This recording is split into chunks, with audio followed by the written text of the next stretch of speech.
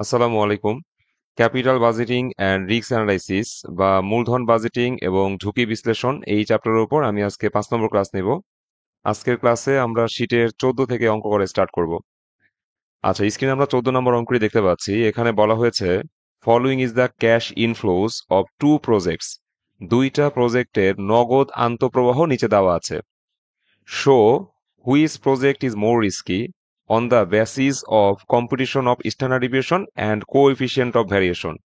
মানে standard deviation এবং কোএফিসিয়েন্টের ওপর ভিত্তি করে আমাদেরকে বলতে হবে কোন প্রজেক্ট মোর রিস্কি। তার মানে আমরা স্ট্যান্ডার্ড ডিভিয়েশন বের করব এবং কোএফিসিয়েন্ট অফ ভ্যারিয়েশনও বের করব। এরপরে এই দুইটার উপর ভিত্তি করে আমাদের বলতে হবে যে কোন প্রজেক্ট মোর রিস্কি। আচ্ছা, স্ট্যান্ডার্ড ডিভিয়েশন দুইটা প্রজেক্টের মধ্যে যার বড় সে মোর রিস্কি। আবার সিবির ক্ষেত্রেও সেম। কোএফিসিয়েন্ট অফ ভ্যারিয়েশন বা সিবি দুইটা প্রজেক্টের মধ্যে যার বড় আসবে সে হচ্ছে মোর রিস্কি। ঠিক আছে, তো আমরা দেখতে পাচ্ছি এক্সপেক্টেড ইনকাম দেওয়া আছে, এগুলো হচ্ছে আমাদের ক্যাশ ফ্লো। এ প্রজেক্টের 5টা ক্যাশ ফ্লো দেওয়া আছে এবং বি প্রজেক্টের 5টা ক্যাশ ফ্লো দেওয়া আছে, আর সাথে প্রবাবিলিটি দেওয়া আছে। আচ্ছা, তার মানে এই অঙ্কটা হচ্ছে প্রবাবিলিটি ডিস্ট্রিবিউশন অ্যাপ্রোচের একটা অঙ্ক। তো পুরো অঙ্কের সামারিটা আমি আরেকবার বলতেছি। আমাদের এখানে বলছিল কি যে দুইটা প্রজেক্টের ক্যাশ ফ্লো দেওয়া আছে নিচে। এখন বলছে show which project is more risky, কোন প্রজেক্ট বেশি ঝুঁকিপূর্ণ এই বিষয়ে তোমাকে মন্তব্য করতে হবে। এখন কোন স্টক মোর রিস্কি, কিসের উপর ভিত্তি করে মন্তব্যটা করবো ওরা বলেই দিয়েছে, on the basis of competition of standard deviation and coefficient of variation. অর্থাৎ স্ট্যান্ডার্ড ডিভিয়েশন এবং কোএফিসিয়েন্ট অফ ভ্যারিয়েশন নির্ণয় করে এদের উপর ভিত্তি করে তোমাকে বলতে হবে কে মোর রিস্কি। তো আমরা দেখবো যে স্ট্যান্ডার্ড ডিভিয়েশন দুইটা প্রজেক্টের মধ্যে কার বড় আসে, যার স্ট্যান্ডার্ড ডিভিয়েশন বড় আসে সে হচ্ছে মোর রিস্কি। আবার সিবির ক্ষেত্রে কমেন্ট করতে হবে, দুইটা প্রজেক্টের মধ্যে যার সিবি বড় আসবে সে হচ্ছে মোর রিস্কি। তো অঙ্কের মধ্যে ক্যাশ ফ্লো দেওয়া আছে, এই যে 5টা ডিফারেন্ট সিচুয়েশনের ক্যাশ ফ্লো দেওয়া আছে, সাথে 5টা প্রবাবিলিটি আছে। আবার প্রজেক্ট বি এর ক্ষেত্রেও 5টা ক্যাশ ফ্লো দেওয়া আছে এবং সাথে কি দেওয়া আছে, 5টা প্রবাবিলিটি দেওয়া আছে। আচ্ছা, এখন আমরা যদি স্ট্যান্ডার্ড ডিভিয়েশন এবং সিবি বের করতে চাই, সর্বপ্রথম আমাদের কি করতে হবে, এক্সপেক্টেড ক্যাশ ফ্লো বের করতে হবে, অর্থাৎ সিএফ বার বের করতে হবে। তা আমি প্রথমে লিখলাম calculation of expected cash flow, comma দিয়ে লিখলাম সিএফ বার। উইনো দিয়ে আমরা সিএফ বারের সূত্র বসালাম, সামেশন আই ইকাল টু 1। অর্থাৎ সামেশন লেখার পর নিচে আমরা কি লিখবো, আই ইকাল টু 1 লিখবো, অর্থাৎ আই এর মানে 1 থেকে স্টার্ট হবে, এন গিয়ে শেষ হবে, উপরে এন লিখবো। আর সূত্রটা হচ্ছে সিএফআই ইন্টু পিআই। এখন এই সূত্রের মাধ্যমে আমরা হচ্ছে প্রজেক্ট এর সিএফ বার বের করতে পারবো, আবার প্রজেক্ট বি এরও সিএফ বার বের করতে পারবো। এই সূত্রটা আমরা কেন প্রয়োগ করলাম, কারণ আমাদের অঙ্কের মধ্যে প্রবাবিলিটি আছে। যদি প্রবাবিলিটি থাকে তাহলে সিএফ বার বের করার জন্য আমরা এই সূত্রটা অ্যাপ্লাই করি। আচ্ছা, এখন আমরা লিখবো ফর প্রজেক্ট এ, এ প্রজেক্টের জন্য সিএফ বার এ বের করতে হবে। তো সিএফ বার এ কিভাবে বের করতে হবে, এই যে প্রজেক্ট এর প্রথম যেই ক্যাশ ফ্লোটা দেওয়া আছে 5,000, তার সাথে প্রথম প্রবাবিলিটি গুণ করতে হবে। দ্যাটস মিন 5,000-এর সাথে 0.05 গুণ করবো, এই যে 5,000 গুণন 0.05। এই সামেশনের কারণে একটা প্লাস চিহ্ন দিব। ঠিক আছে, এরপরে দ্বিতীয় যেই সিএফটা আছে বা ক্যাশ ফ্লোটা আছে 8,000, তার সাথে দ্বিতীয় প্রবাবিলিটি গুণ করতে হবে। দ্যাটস মিন 8,000-এর সাথে 0.2 গুণ করতে হবে, এই যে 8,000-এর সাথে 0.2 গুণ করলাম, তারপর সামেশনের কারণে একটা প্লাস দিলাম। এরপর তৃতীয় যেই ক্যাশ ফ্লোটা আছে 10,000, তার সাথে 3 নাম্বার প্রবাবিলিটি গুণ করতে হবে, 10,000 গুণ 0.50, এই যে 10,000 গুণ 0.50 গুণ করলাম, সামেশনের কারণে একটা প্লাস চিহ্ন দিতে হবে। তারপর চতুর্থ যে ক্যাশ ফ্লোটা আছে 12,000, তার সাথে চতুর্থ প্রবাবিলিটি 0.20 গুণ করতে হবে, এই যে 12,000 সাথে 0.20 গুণ করলাম, তারপরে সামেশনের কারণে একটা প্লাস চিহ্ন দিবা। এরপর পঞ্চম যে সিএফটা আছে 15,000, তার সাথে পঞ্চম প্রবাবিলিটি 0.05 গুণ করবা। হ্যাঁ, এই যে 15,000 গুণ 0.05 আমরা গুণ করলাম। আর তো ক্যাশ ফ্লো নাই, তো আমাদের সূত্রটা এই পর্যন্তই শেষ হবে। এখন সব ক্যালকুলেশন করলে আমাদের রেজাল্ট আসে কত, 10,000। এটা হচ্ছে আমাদের সিএফ বার এ, এ প্রজেক্টের সিএফ বার আমরা কত পেলাম, 10,000। আর তোমরা বি প্রজেক্টের সিএফ বার বের করবা, বি প্রজেক্টের সিএফ বার বের হবে, এটাও 10,000-ই বের হয়। তো আমরা কি প্রথম কাজটুকু বুঝতে পারছি, আমাদের কিন্তু মেইন রিকোয়ারমেন্ট স্ট্যান্ডার্ড ডিভিয়েশন বের করতে হবে আর কোএফিসিয়েন্ট অফ ভ্যারিয়েশন বের করতে হবে। এই দুইটা হচ্ছে আমাদের মেইন রিকোয়ারমেন্ট। হ্যাঁ, তার উপর ভিত্তি করে একটা মন্তব্য করতে হবে কোন প্রজেক্ট মোর রিস্কি। কিন্তু আমরা expected cash flow, that's mean CF bar বের না করে কখনোই স্ট্যান্ডার্ড ডিভিয়েশন এবং কোএফিসিয়েন্ট অফ ভ্যারিয়েশন নির্ণয় করতে পারবো না। দ্যাটস ওয়াই আমরা প্রথমত এক্সপেক্টেড ক্যাশ ফ্লো বা সিএফ বার বের করে নিয়েছি। এখন আমরা হচ্ছে স্ট্যান্ডার্ড ডিভিয়েশন এবং কোএফিসিয়েন্ট অফ ভ্যারিয়েশন নির্ণয় করব। তো এতটুকু পার্ট কি বুঝতে পেরেছি? বুঝতে পারছি। আচ্ছা, তাহলে এখন আমরা হচ্ছে স্ট্যান্ডার্ড ডিভিয়েশন ক্যালকুলেশন করে ফেলি। আমরা লিখলাম calculation of standard deviation, comma দিয়ে লিখলাম সিগমা। উইনো দিয়ে আমরা সিগমা সূত্র বসাচ্ছি, root over summation I equal to 1 উপরে এন। অর্থাৎ আই এর মান 1 থেকে স্টার্ট হবে, এন এ গিয়ে শেষ হবে। সূত্রটা হচ্ছে CFI minus CF bar whole square into PI. আমরা এই সূত্র প্রয়োগ করে স্ট্যান্ডার্ড ডিভিয়েশন বা সিগমার মান নির্ণয় করতে পারবো। তো প্রথমত প্রজেক্ট এ এর জন্য আমরা সিগমা বের করব, দ্যাটস মিন সিগমা এ নির্ণয় করব। তো সিগমা এ নির্ণয় করার জন্য আমরা বড় দেখে একটা রুট খাতার মধ্যে দিয়ে নিব, তারপর ভিতরে মান বসাবো। এখানে আমি সূত্র দিয়েই মানগুলো বোঝাচ্ছি। যেমন আই এর মান আমরা মনে মনে 1 ধরবো, তাহলে এটা হচ্ছে 1 নাম্বার সিএফ বা 1 নাম্বার ক্যাশ ফ্লো। তো 1 নাম্বার ক্যাশ ফ্লো কোনটা? এই যে এই প্রজেক্টের 1 নাম্বার ক্যাশ ফ্লো 5,000। সো প্রথমে 5,000 লিখবা, তার থেকে বিয়োগ যাবে সিএফ বার। আমরা এই প্রজেক্টের সিএফ বার বের করেছিলাম, বের হয়েছিল 10,000 টাকা। সো আমরা সিএফ বারের পরিবর্তে 10,000 বসাবো, ব্র্যাকেট ক্লোজ করে একটা হোল স্কোয়ার দেওয়ার কথা, এই যে আমরা একটা হোল স্কোয়ার চিহ্ন দিলাম। এরপর ইন্টু পিআই, আই এর মান যেহেতু 1 ধরেছি সেহেতু এটা 1 নাম্বার প্রবাবিলিটি, তাহলে 1 নাম্বার প্রবাবিলিটি হচ্ছে 0.05। এই যে 1 নাম্বার প্রবাবিলিটি কত? 0.05, 0.05 পর্যন্ত বসালাম। এরপরে সামেশনের কারণে একটা প্লাস চিহ্ন দিতে হবে। এখন আমি আই এর মান মনে মনে 2 ধরবো, তাহলে এটা 2 নাম্বার সিএফ। তাহলে এ প্রজেক্টের 2 নাম্বার সিএফ হচ্ছে 8,000। তাহলে এই যে 8,000 লিখলাম, তারপর একটা মাইনাস চিহ্ন আছে, দিলাম মাইনাস চিহ্ন। সিএফ বার আছে, সিএফ বারের পরিবর্তে 10,000 বসাইতে হবে, ব্র্যাকেট ক্লোজ করে একটা হোল স্কোয়ার দিতে হবে, দিলাম হোল স্কোয়ার, ইন্টু চিহ্ন দিতে হবে, দিলাম ইন্টু চিহ্ন। আর পিআই, যেহেতু আই এর মান 2 ধরেছি, তাহলে এটা 2 নাম্বার প্রবাবিলিটি। তো 2 নাম্বার প্রবাবিলিটি কোনটা? একটা দুইটা, এই যে 2 নাম্বার প্রবাবিলিটি হচ্ছে 0.20। এই যে 0.20 বসাই দিলাম। সামেশনের কারণে আবার একটা প্লাস চিহ্ন দিবা। এখন তুমি আই এর মান মনে মনে 3 ধরো, তাহলে এটা 3 নাম্বার সিএফ। 3 নাম্বার সিএফ হচ্ছে কত? 10,000 টাকা। এই যে 10,000 টাকা আমরা প্রথমে লিখলাম, তার থেকে বিয়োগ যাবে সিএফ বার, সিএফ বারও 10,000, ব্র্যাকেট ক্লোজ করে হোল স্কোয়ার হবে, তার সাথে গুণ হবে 3 নাম্বার প্রবাবিলিটি। 3 নাম্বার প্রবাবিলিটি হচ্ছে 0.50, এই যে 0.50 বসাইলাম। সামেশনের কারণে আবার প্লাস। এখন আই এর মান 4 ধরলে এটা 4 নাম্বার সিএফ। 4 নাম্বার সিএফ কত? 12,000।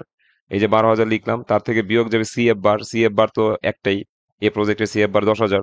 হ্যাঁ, সো ব্র্যাকেট ক্লোজ করে হোল স্কোয়ার, তার সাথে 4 নাম্বার প্রবাবিলিটি অর্থাৎ 0.20 গুণ করে দিবা।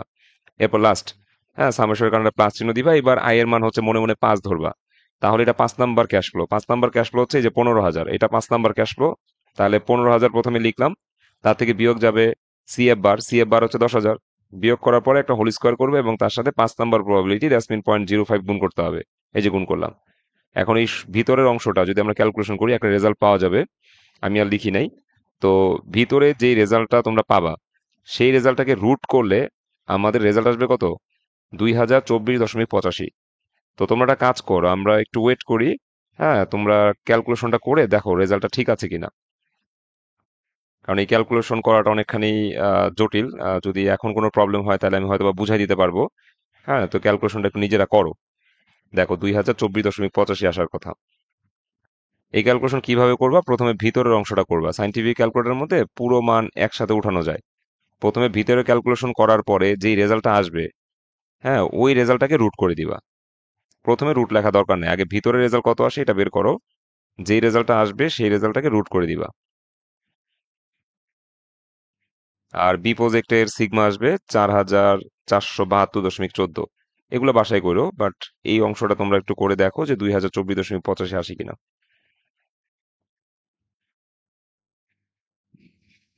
ক্যালকুলেশন কারা কারা করছো? ক্যালকুলেশন করতেছি। আচ্ছা ঠিক আছে, মুক্তা করছো ক্যালকুলেশন। ঠিক আছে, ক্যালকুলেশন করে আমাকে জানাও যে 2024.85 আসে কিনা।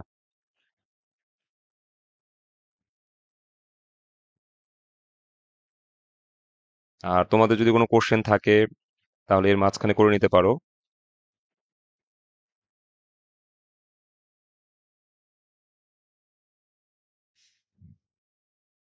আবার অনেক সময় এরকম হইতে পারে যে সাইন্টিফিক ক্যালকুলেটরে যখন তুমি লাইনগুলো তুলতে থাকবা, হ্যাঁ, তখন দেখবে যে এইখানে আসার পরে ক্যালকুলেটরের মধ্যে আর মান অ্যাড করা যাচ্ছে না। তো সেই ক্ষেত্রে কি করবা? ধরো এই 10,000-এর পর একটা স্কোয়ার দিলাম। হ্যাঁ, এই পর্যন্ত ক্যালকুলেটরের মান আমি লিখতে পারছি, and বাকি এই অংশটুকু লিখতে পারছি না। স্যার, হুম। স্যার ঠিক আছে আনসার। এটাই আচ্ছা। আসছে। আচ্ছা ঠিক আছে, ধন্যবাদ। আচ্ছা এখন বলো, যারা ক্লাস করছো তাদেরকে আমি একটা কোশ্চেন করলাম যে আমরা যখন হচ্ছে সিগমা নির্ণয় করব, সূত্র তো আমাদের মুখস্থই থাকবে, তারপরে মানও আমরা বসাইতে পারবো। এখন সাইন্টিফিক ক্যালকুলেটর দিয়ে যখন তুমি ক্যালকুলেশন করবা, ঠিক আছে, তো ক্যালকুলেটরের মধ্যে এই মানগুলো তো তুলতে হবে নাকি? একবারই তো করো নাকি? একবারে যদি করো সেই ক্ষেত্রে এই পুরো মান যখন তুলবা, এইখানে এসে যদি থেমে যাও, ধরো এরপরে ক্যালকুলেটর আর মান অ্যাড করা যাচ্ছে না, এই যে গুণন তারপরে 0.20 এগুলো অ্যাড করা যাচ্ছে না, এইখানে এসে থেমে গেছো, সেই ক্ষেত্রে কি করবা? সেই ক্ষেত্রে একটা কাজ করবা, সেটা হচ্ছে যেহেতু পরের অংশটুকু আমি নিতে পারতেছি না, সেহেতু এইটার তো আর কাজ নাই, তাই না? এগুলো মুছে দিব। ওই যে ডেল নামে একটা বাটন আছে, ডেল চেপে চেপে চেপে চেপে আমরা একদম এই প্লাস পর্যন্ত মুছে দিব। হ্যাঁ, প্লাস পর্যন্ত মুছে দিয়ে আমরা এই অংশটার রেজাল্ট কত এটা বের করব। বের করার পরে তারপরে ওই অ্যান্সারের সাথে প্লাস দিব এই অংশটা, এই যে এইটা, হ্যাঁ, যোগ করার পরে দেখবা যে ইকাল টু দিলে একদম পুরো অংশের রেজাল্ট চলে আসবে। দেন রুট করলে আমাদের এই রেজাল্টটা চলে আসবে। আর যারা ভেঙে ভেঙে করো তারা ভেঙে ভেঙে করতে পারো। এই যে 5,000 থেকে 10,000 বিয়োগ করে হোল স্কোয়ার করে তারপরে 0.05 গুণ করলা, এইখানে একটা রেজাল্ট আসবে। তারপরে প্লাস 8,000 থেকে 10,000 বিয়োগ করে হোল স্কোয়ার করবা, তার সাথে গুণ করবা 0.20, এইখানে একটা রেজাল্ট আসবে। তারপরে প্লাস, এইভাবে 5 বার ভেঙেও তুমি হচ্ছে মান লিখতে পারো। দেন সবগুলোকে যোগ করে একটা মান লিখতে পারো, দেন রুট করলে এই মানটা আসবে। আর যদি কেউ ডিরেক্ট করে ফেলো তাও কোনো সমস্যা নেই, ডিরেক্ট ওটা করা যাবে।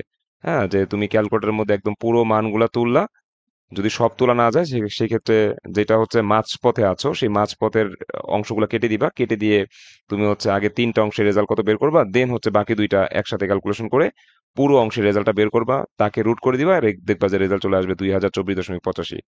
তো এইভাবে একবারে করলেও সমস্যা নাই। আর যদি ভেঙে করতে চাও তাহলে 3 লাইন বা 4 লাইনে আমাদের এই রেজাল্টটাই আসবে 2024.85, বা সামান্য 19-20 আসবে, এটা কোনো ব্যাপার না। অনেকের সাথে 4-5 টাকা ডিফারেন্স হবে, 10 টাকা ডিফারেন্সও হয়, হ্যাঁ, বা আরো বেশিও ডিফারেন্স হতে পারে। সো এরকম ডিফারেন্স ব্যাপার না, ক্যালকুলেশন ঠিক থাকলে মার্কস পেয়ে যাবা। আর বি প্রজেক্টের রেজাল্ট আসবে কত, 4,472.14। তো আমরা সিগমা বের করে ফেলেছি, এখন আমাদের কাজ কি কোএফিসিয়েন্ট অফ ভ্যারিয়েশন বা সিবি নির্ণয় করতে হবে। তাহলে আমরা সিবিটা নির্ণয় করে ফেলি। লিখবো calculation of coefficient of variation, comma দিয়ে লিখবো সিবি। উইনো দিয়ে আমরা সিবি সূত্র বসাবো, sigma divide by CF bar into 100। এখন ফর প্রজেক্ট এর জন্য সিবি এ নির্ণয় করতে হবে, আর পরেরটা হচ্ছে সিবি বি।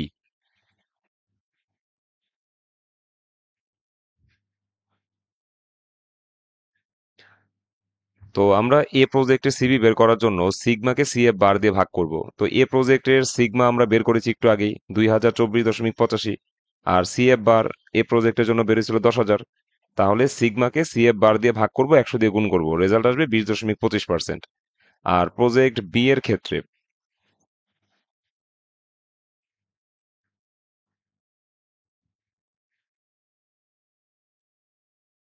প্রজেক্ট বি এর ক্ষেত্রে আমরা সিবি বি নির্ণয় করব, এটা রেজাল্ট আসবে 44.72%। তো সিবি পর্যন্ত করা হয়ে গেলে আমাদের মন্তব্য করতে হবে। তা আমরা কমেন্ট দিয়ে লিখবো এরকম, যে project B is more risky. আমাদের জানতে চেয়েছিল না যে show which project is more risky, কোন প্রজেক্ট বেশি ঝুঁকিপূর্ণ। হ্যাঁ, on the basis of standard deviation and coefficient of variation. Standard deviation এবং কোএফিসিয়েন্ট অফ ভ্যারিয়েশনের উপর ভিত্তি করে আমাদের বলতে হবে কোন স্টকটা মোর রিস্কি। তা আমরা বললাম project B is more risky because its standard deviation and coefficient of variation is higher than that of project A. মানে প্রজেক্ট বি হচ্ছে বেশি ঝুঁকিপূর্ণ কারণ ইহার স্ট্যান্ডার্ড ডিভিয়েশন এবং কোএফিসিয়েন্ট অফ ভ্যারিয়েশনের মান প্রজেক্ট এর থেকে হায়ার। আমরা যদি সিবির দিকে তাকাই তাহলে দেখতে পাচ্ছি কি, বি প্রজেক্টের সিবিটা অনেক বড়, 44.72%। আবার আমরা যদি স্ট্যান্ডার্ড ডিভিয়েশনের দিকে তাকাই তাহলেও দেখবো যে বি প্রজেক্টের স্ট্যান্ডার্ড ডিভিয়েশন বড়। তো যার স্ট্যান্ডার্ড ডিভিয়েশন বড় সে হচ্ছে মোর রিস্কি, অথবা যার সিবি বড় সে হচ্ছে মোর রিস্কি। তো এখানে দুইটার মাধ্যমে সিদ্ধান্ত চাইছে, স্ট্যান্ডার্ড ডিভিয়েশন এবং সিবির মাধ্যমে বলতে হবে কে মোর রিস্কি। তো আমরা বললাম বি প্রজেক্ট মোর রিস্কি কারণ ইহার স্ট্যান্ডার্ড ডিভিয়েশনও বেশি এবং ইহার সিবিও বেশি। কার থেকে বেশি? প্রজেক্ট এর থেকে বেশি। আশা করি 14 নম্বর অঙ্ক তোমরা পারবা করতে। আমি পরবর্তী অঙ্কে যাই। 14 ছিল না 13 ছিল এটা? 14 ছিল। হ্যাঁ। 14 ছিল, 14। আচ্ছা ঠিক আছে, 15 নাম্বার যে অঙ্কটা আছে এটা আমরা এখন করব। 15 নাম্বার অঙ্কে বলছে suppose there is a project which involves initial cost of টাকা 20,000। মানে ধরে নাও তোমার কাছে একটা প্রজেক্ট আছে, যে প্রজেক্টের ইনিশিয়াল কস্ট হচ্ছে 20,000 টাকা। ইনিশিয়াল কস্টকে আমরা কি বলি? নিট ক্যাশ আউটলে বা এনসিও বলি। হ্যাঁ, এখানে ওরা বলে সিও। দিয়েছে, হ্যাঁ এখানে বলে দিয়েছে cost at T equal to zero. মানে টি মানে হচ্ছে টাইম, অর্থাৎ সময়টা জিরো। তো সময়টা যখন জিরো হয় তখনই আমরা বিনিয়োগটা করি। ঠিক আছে, টাইম যখন জিরো তখন আমরা বিনিয়োগ করি। তো এই যে ইনিশিয়াল কস্ট বলা আছে না 20,000 টাকা, এটা হচ্ছে আমাদের বিনিয়োগ, যাকে আমরা নিট ক্যাশ আউটলে, হ্যাঁ, বা এনসিও দ্বারা প্রকাশ করব। It is expected to generate net cash flows during the first 2 years with the probability as shown in the following table. মানে ইট ইজ এক্সপেক্টেড, প্রত্যাশা করা হচ্ছে, to generate net cash flows, আমাদের cash flow generate হবে during the first 2 years. মানে প্রথম 2 বছর আমাদের ক্যাশ ফ্লো জেনারেট হবে, সেগুলো আমরা প্রত্যাশা করছি। সাথে প্রবাবিলিটির মান নিচে দেওয়া আছে। সো আমরা দেখতে পাচ্ছি ইয়ার ওয়ানে আমাদের প্রত্যাশিত ক্যাশ ফ্লো দেওয়া আছে, সাথে প্রবাবিলিটির মানও দেওয়া আছে। আবার ইয়ার টুতে আমাদের ক্যাশ ফ্লো দেওয়া আছে, সাথে প্রবাবিলিটির মানও দেওয়া আছে। তাহলে এই অঙ্কটাও আমাদের হচ্ছে প্রবাবিলিটি ডিস্ট্রিবিউশন অ্যাপ্রোচের অঙ্ক। এখন প্রবাবিলিটি ডিস্ট্রিবিউশন অ্যাপ্রোচের অঙ্কে আমাদের রিকোয়ারমেন্ট একে বলছে calculate expected value of net cash flows for different periods. মানে এই যে ভিন্ন ভিন্ন দুইটা পিরিয়ড আছে, ইয়ার ওয়ান ইয়ার টু, এই ডিফারেন্ট পিরিয়ডের যে ক্যাশ ফ্লো গুলো আছে সেই ক্যাশ ফ্লোর এক্সপেক্টেড ভ্যালু বের করতে হবে। এখন ক্যাশ ফ্লোর এক্সপেক্টেড ভ্যালু মানে হচ্ছে সিএফ বার বের করতে হবে। ক্যাশ ফ্লোর এক্সপেক্টেড ভ্যালু মানে কি, সিএফ বার বের করতে হবে। তো আমরা প্রবাবিলিটি ডিস্ট্রিবিউশন অ্যাপ্রোচে সিএফ বার তো বের করতেই পারি, তো আমরা সিএফ বার বের করে ফেলবো। রিকোয়ারমেন্ট এক। রিকোয়ারমেন্ট দুয়ে বলছে calculate standard deviation of probable net cash flows for different periods. মানে ভিন্ন ভিন্ন পিরিয়ডের যে নিট ক্যাশ ফ্লো আছে সেই নিট ক্যাশ ফ্লো গুলোর মাধ্যমে তোমাকে স্ট্যান্ডার্ড ডিভিয়েশন বের করতে হবে, তার মানে সিগমা বের করতে হবে। এটা হচ্ছে আমাদের 2 নম্বর রিকোয়ারমেন্ট। আর তিনে বলছে ক্যালকুলেট এনপিভি ইফ ডিসকাউন্টেড 11%। যদি বাট্টার হার 11% হয় তাহলে এনপিভি নির্ণয় করো। এখন শোনো, আমাদের প্রশ্নের মধ্যে যদি ক্যাশ ফ্লো প্রবাবিলিটি দেওয়া থাকে, আবারও বলছি, প্রশ্নের মধ্যে যদি ক্যাশ ফ্লো প্রবাবিলিটি দেওয়া থাকে, সেই ক্ষেত্রে এনপিভি বললেও আমরা এক্সপেক্টেড এনপিভি বের করব। কি বললাম? যদি প্রশ্নের মধ্যে ক্যাশ ফ্লো এবং প্রবাবিলিটি থাকে, তাহলে এনপিভি নির্ণয় করতে বললেও আমরা এক্সপেক্টেড এনপিভি নির্ণয় করব। ঠিক আছে? তাহলে আমরা হচ্ছে 11% বাট্টার হার ব্যবহার করে এক্সপেক্টেড এনপিভি নির্ণয় করব। আর চারে বলছে calculate standard deviation of NPV, অর্থাৎ সিগমা এনপিভি নির্ণয় করতে হবে। এটা হচ্ছে আমাদের 4 নম্বর রিকোয়ারমেন্ট। তো এই হচ্ছে আমাদের পুরো অঙ্ক। পুরো অঙ্কের সামারিটা যদি বলি, তাহলে বিষয়টা দ্বারা এরকম যে তোমার কাছে একটা প্রজেক্ট আছে, ওই প্রজেক্টের ইনিশিয়াল কস্ট বা প্রাথমিক বিনিয়োগ হচ্ছে 20,000 টাকা। তো ইনিশিয়াল কস্ট অথবা প্রাথমিক বিনিয়োগকে আমরা বলি এনসিও বা নিট ক্যাশ আউটলে। তাহলে নিট ক্যাশ আউটলে কত? 20,000 টাকা। It is expected to generate net cash flows during the first 2 years. মানে প্রত্যাশা করা হচ্ছে আগামী 2 বছর আমাদের ক্যাশ ফ্লো জেনারেট হবে, মানে আমরা আয় করতে পারবো। With the probability as shown in the following table. এবং সম্ভাবনার মান নিচে টেবিলে দেওয়া আছে। সো আমরা দেখতে পাচ্ছি ইয়ার ওয়ানে আমাদের সম্ভাব্য ক্যাশ ফ্লো আছে কয়টা? 5টা, সাথে 5টা প্রবাবিলিটি দেওয়া আছে। আবার ইয়ার টুতে আমাদের সম্ভাব্য ক্যাশ ফ্লো আছে 5টা, সাথে 5টা প্রবাবিলিটি দেওয়া আছে। আমাদের 1 নম্বর রিকোয়ারমেন্টে বলছে নিট ক্যাশ ফ্লোর এক্সপেক্টেড ভ্যালু বের করতে হবে, দ্যাটস মিন সিএফ বার বের করতে হবে। দুয়ে বলছে স্ট্যান্ডার্ড ডিভিয়েশন বের করতে হবে, দ্যাটস মিন সিগমা বের করতে হবে। তিনে বলছে এনপিভি বের করতে। এখন আমি বলছি এটা হলো এক্সপেক্টেড এনপিভি। কারণ কি? কারণ প্রশ্নের মধ্যে ক্যাশ ফ্লো প্রবাবিলিটি আছে। ক্যাশ ফ্লো প্রবাবিলিটি থাকলে আমাদের এনপিভি বললেও আমরা কি নির্ণয় করব? এক্সপেক্টেড এনপিভি নির্ণয় করব। আর চারে বলছে স্ট্যান্ডার্ড ডিভিয়েশন অফ এনপিভি, যার সিম্বল হচ্ছে সিগমা এনপিভি। সিগমা এনপিভি নির্ণয় করতে হবে। এই হচ্ছে আমাদের পুরো অঙ্কের সামারি। তা আসলে আমরা একটা একটা করে রিকোয়ারমেন্ট সমাধান করি এবং কোশ্চেন নিব, কার কি কোশ্চেন আছে। আমরা আগে রিকোয়ারমেন্ট 1 নম্বরটা করে ফেলি। 1 নম্বর রিকোয়ারমেন্ট দিয়ে আমরা লিখলাম calculation of expected value of cash flows, comma দিয়ে লিখবো সিএফ বার। হ্যাঁ, মানে ক্যাশ ফ্লোর এক্সপেক্টেড ভ্যালু নির্ণয়। ক্যাশ ফ্লোর এক্সপেক্টেড ভ্যালু মানে হচ্ছে সিএফ বার। তো উই নো দিয়ে আমরা সিএফ বার সূত্র বসাবো, সামেশন আই ইকালস টু 1। হ্যাঁ, মানে আই এর মানে 1 থেকে শুরু হবে, এনে গিয়ে শেষ হবে, এই জন্য উপরে এনটা লিখতে হবে। সূত্রটা কি? CF I into PI. এখন এই সূত্রের মধ্যে আমরা মান বসাই দিব। ধরো আমরা লিখবো ফর ইয়ার ওয়ান। ইয়ার ওয়ানের জন্য আমরা সিএফ বার 1 বের করব। তো সিএফ বার 1 কিভাবে বের করতে হবে? এই যে আমাদের আই এর পরিবর্তে যদি মনে মনে 1 ধরি, তাহলে এটা 1 নম্বর সিএফ, এটা 1 নম্বর প্রবাবিলিটি। তাহলে 1 নম্বর সিএফ হচ্ছে 6,000, 1 নম্বর প্রবাবিলিটি হচ্ছে 0.10। এই যে 6,000-এর সাথে 0.10 গুণ করলাম, সামেশনের কারণে একটা প্লাস চিহ্ন। এখন আমি আই এর মান যদি 2 ধরি, তাহলে এটা 2 নম্বর সিএফ, এটা 2 নম্বর প্রবাবিলিটি। তো 2 নম্বর সিএফ হচ্ছে কত? 8,000। 2 নম্বর প্রবাবিলিটি হচ্ছে 0.25। এই যে 8,000 গুণ 0.25, সামেশনের কারণে একটা প্লাস চিহ্ন দিতে হবে। এখন যদি আই এর মান 3 ধরি, এটা 3 নম্বর সিএফ, এটা 3 নম্বর প্রবাবিলিটি। এই যে 3 নম্বর সিএফ 10,000, 3 নম্বর প্রবাবিলিটি হচ্ছে 0.30। 10,000 গুণ 0.30, এইখানে আমাদের একটা মান বেরোবে। আই এর মান 4 ধরলে 4 নম্বর সিএফ, 4 নম্বর প্রবাবিলিটি। এই যে 4 নম্বর সিএফ হচ্ছে 12,000, 4 নম্বর প্রবাবিলিটি হচ্ছে 0.25।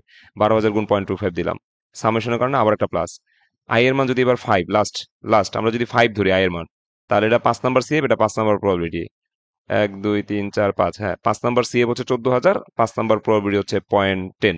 সো এই দুটাকে গুণ করো, 14,000 গুণ 0.10, সব ক্যালকুলেশন করলে আমাদের রেজাল্ট আসবে কত? 10,000।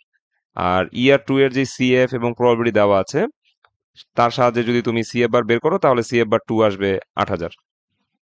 এইটুকু বুঝতে পেরেছি expected value of net cash flows কিভাবে বের করতে হবে।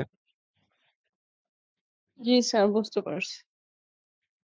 আচ্ছা, তাহলে আমাদের রিকোয়ারমেন্ট 1 কমপ্লিট। এখন আমরা রিকোয়ারমেন্ট 2 তে যাব, অর্থাৎ স্ট্যান্ডার্ড ডিভিয়েশন বের করতে হবে of probable net cash flows.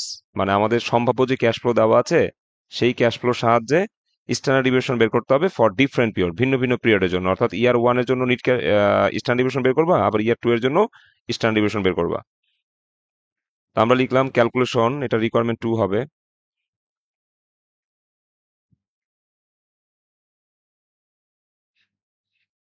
তো রিকোয়ারমেন্ট 2 দিয়ে আমরা লিখলাম calculation of standard deviation, comma দিয়ে লিখলাম সিগমা, উই নো দিয়ে আমরা সিগমা সূত্র বসাই দিলাম। তারপরে ফর ইয়ার 1 এর জন্য আমরা সিগমা 1 নির্ণয় করব। আমি জাস্ট একটা লাইন দেখাই দিই, বাকিগুলো নিজেরাই বুঝতে পারবা। তো সিগমা 1 বের করার জন্য আমাদের সূত্রটা কি, CF I minus CF bar whole square into PI.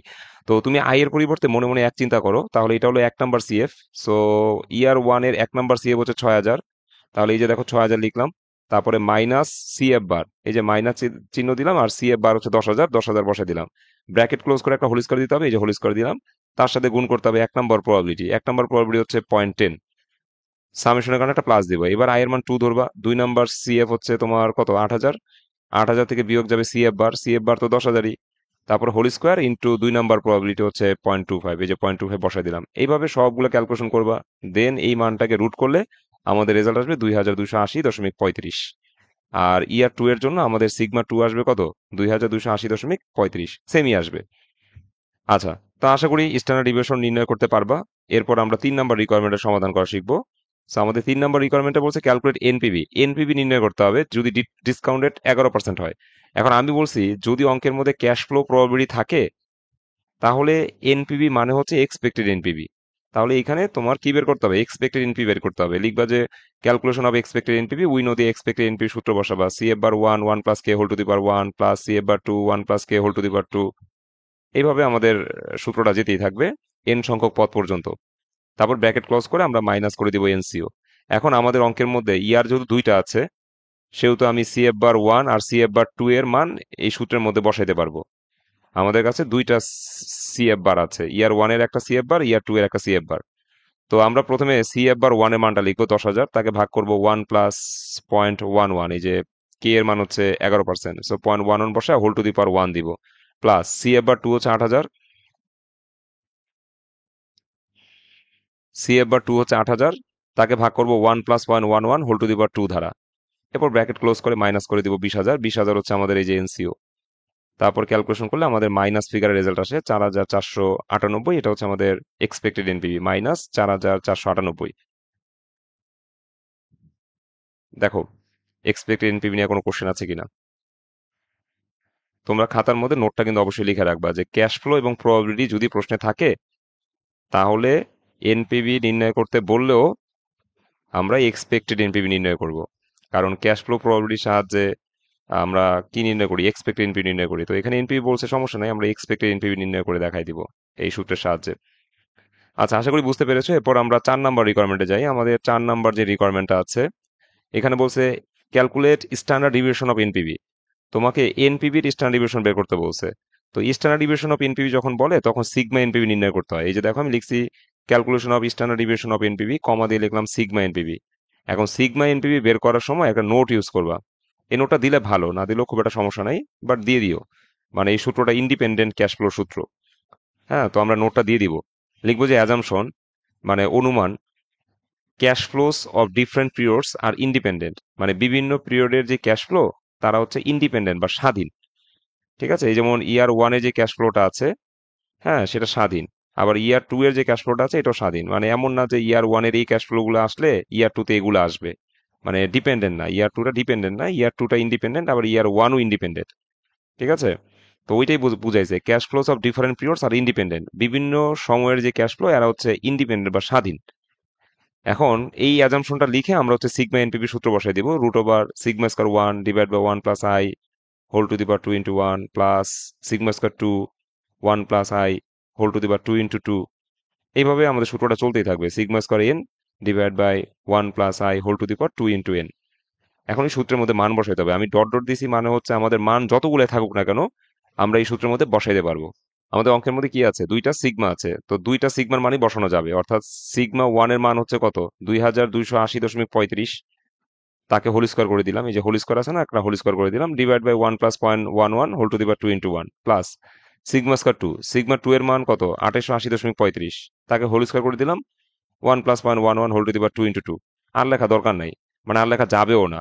কেন যাবে না, কারণ আমাদের অঙ্কের মধ্যে সিগমা 1 সিগমা 2 এই দুইটা সিগমাই দেওয়া ছিল। তাহলে আমি সূত্রটার মধ্যে সিগমা 1 এর মান বসায় হোল স্কয়ার করছি, এরপর তাকে 1 plus 0.11 whole to the power 2 into 1 দ্বারা ভাগ করছি। আবার সিগমা 2 এর মান 2880.35, তার হোল স্কয়ার করছি, তাকে 1 plus 0.11 whole to the power 2 into 2 দ্বারা ভাগ করছি। এখন আমাদের অঙ্কে যদি সিগমা 3 থাকতো তাহলে আমি সূত্রটাকে আরো এক্সপান্ড করতাম বা আরো বড় করতাম, কিন্তু আমাদের অঙ্কের মধ্যে তো সিগমা 3 নাই, অঙ্কই আছে ইয়ার 1 ইয়ার 2, দুইটা ইয়ারের অঙ্ক, তাহলে তুমিও এখানে দুইবার মান বসাতে পারবা। ঠিক আছে, ইয়ার 3 যেহেতু নাই এখানে বসানো যাবে না। তো সব ক্যালকুলেশন করার পর রুট করলে আমাদের রেজাল্ট আসবে 2765.11। এটা হচ্ছে আমাদের অঙ্কের অ্যান্সার। দেখো বিষয়টা বুঝতে পারছি কিনা, আর সমস্যা থাকলে আমাকে বলো।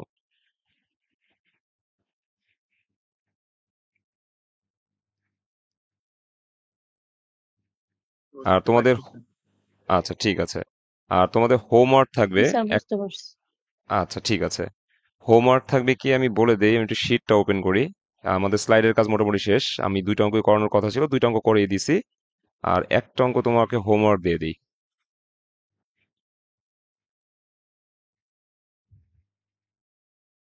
সেম টাইপের অঙ্ক, 15 নাম্বার যে অঙ্কটা আছে 15 নাম্বার অঙ্কের মতোই একদম সেম টাইপের একটা অঙ্ক, এই 16 নাম্বার অঙ্কটা তোমরা হোমওয়ার্ক করে ফেলো, ঠিক আছে? আর নেক্সট ক্লাসে 17 এবং সেন্সিটিভিটি অ্যানালাইসিস থেকে দেখি পুরোটা শেষ করতে না পারলেও দুইটা অঙ্ক সমাধান করে দেখাবো। তো এই পর্যন্তই থাক, তোমরা হচ্ছে 16 নাম্বার অঙ্ক হোমওয়ার্ক করে জমা দিয়ে দিও গ্রুপের মধ্যে। আজকের মতো বিদায় নিচ্ছি, সবাই ভালো থেকো। আল্লাহ হাফেজ। আসসালামু আলাইকুম। আসসালামু আলাইকুম। ওয়ালাইকুম আসসালাম।